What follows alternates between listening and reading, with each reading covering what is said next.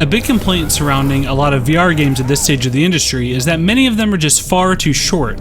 The Persistence, a part survival horror, part sci-fi roguelike VR shooter from Firesprite Games, aims to solve that problem by killing you repeatedly and then reshuffling the entire game's map each and every time. In this sci-fi adventure, you take on the role of security officer Zimri Eater aboard a spaceship called the Persistence. Something goes terribly wrong, wiping out your crew and resulting in various strange dark matter-related anomalies, as well as a bunch of horrifying mutants. Now you've got to figure out how to get back home. Getting from start to finish on the Persistence on PSVR for the first time takes about 6 to 7 hours, including over a dozen deaths. It's a hard game, but you're encouraged to keep playing and replaying and doing the survival mode, so it has an endless appeal to it all. When you die, it's not just an item reset and enemy respawn type of update, but a complete overhaul. The whole map in and of itself changes. You could explore the first level of the ship 10 times and never have the same experience twice.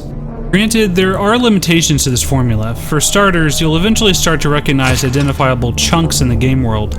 Some rooms have the same quality to them across the whole game, some others have similar structures, all the doors look the same, and so on. Unlike a lot of roguelikes though, there isn't actual permadeath in the Persistence.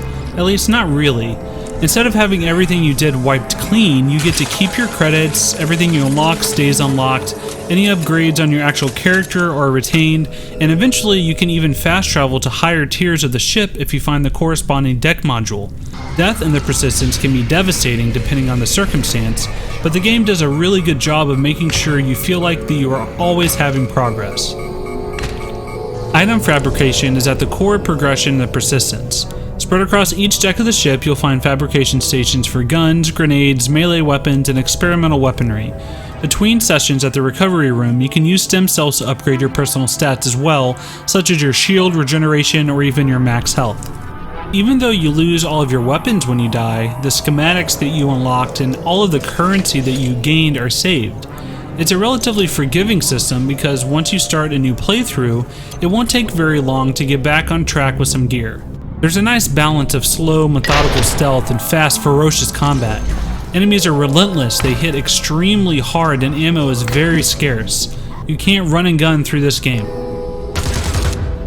Firesprite appear to have taken note from other developers such as Insomniac when it comes to their weapon variety. Instead of just listing different fire rates and damage types, each and every weapon is significantly different. There's an amazing gravity bomb, for example, or a javelin shooting harpoon. There's plenty of pistols, and my favorite, the grav hook. You have to physically move your head while wearing the PSVR headset to slam enemies up and down and sideways until they're bludgeoned to death. On the survival horror front, the Persistence is packed full of scary moments that will make you jump or slowly poke your head around corners in fear. It's not quite as terrifying as Resident Evil 7, for example, but is definitely one of the more stressful VR games that I've played in recent memory. In a unique twist, the Persistence also has a mobile/tablet companion app that lets other users interact with your game. With the app, they can freeze and tag enemies, open doors, etc. However, the app also has its own separate XP and progression, which sometimes means that the users will actually be incentivized to hinder the player. Unfortunately, the Persistence is a DualShock 4 only game. Mechanically, it feels similar to the likes of Doom VFR, although much slower paced, and Resident Evil 7. I'd have really liked either Move or PS Aim controller support, but it does play fine with just the gamepad. As a whole, We'd Upload VR award the Persistence on PSVR a final score of 8 out of 10. It's a really great game.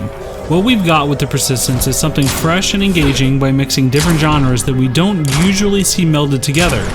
On a moment-to-moment basis, the horrors lurking around every corner keep you on your toes, and the give-and-take aspect of its roguelike nature ensure that no two runs are ever quite the same.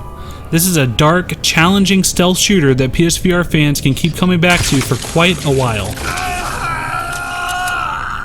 The Persistence releases for PSVR exclusively on July 24th for $29.99. For more on the game, including our developer interview and tips for playing, stay tuned at Upload VR on YouTube and uploadvr.com.